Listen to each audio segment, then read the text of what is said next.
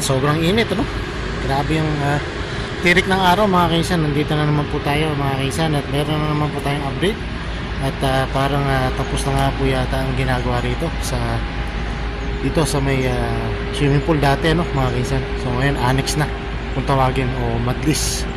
So ano nga ba yung natapos nila? Tingnan natin. Papasukin nga po natin ng dito sa loob kung ano nga ba yung natapos sila. Yan, mukhang nakatapos na sila. At yung finishing nila ay konting-konti na lang, mga kaisan. Yan yung mga kagamitan nila rito, niligpit na nila. Ito pala yung kanilang ginagamit na compressor, mga kaisan. Laki. Ano kayang horsepower to? Yan, ano ang pangalan nito?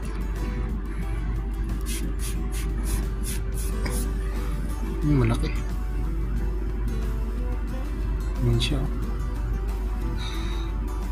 Size 100 liter, 220 volts. Tapos yung pangalan niya, Tiger Air Compressor. Ang laki, 100 liters. Yan pala. Kaya pala konting under lang, napaka tagal nilang tsaka mabilis ang trabaho. So ayun nga po, mga kainsan, silipin natin.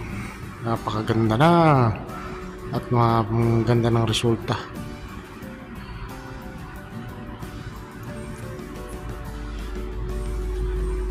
So yun dito, yan, tumatambay na sila rito. Ito, tapos na nga po lahat, mga kainsan. Siguro baka bukas isisit na yung mga ilaw na yan. Actually meron ilaw na hindi ko lang alam yung switch nito. Gumagana na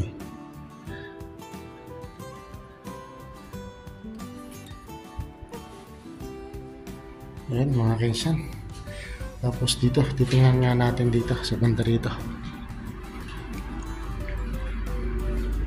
Alam ko patapos na sila rito. Napadpad po ulit tayo rito, gawa ng pagdadrive natin. Yan, ito yung ilaw na ginagamit. Yan po yung, ito po yung ikakabit dito. Ano bang pangalan to? Yan, light, made in China pa rin. 220. Ano ba mga ayos siya. Lead rope na light. Yan. Ano nga ba yan? New Power nakalagay. New Power. So siya po yung ilalagay doon sa ibabaw na yan. Ayan. Mga dim light kung tawagin. So ito, nakasetup na nga rito, mga kaisan. At saan ang switch nito?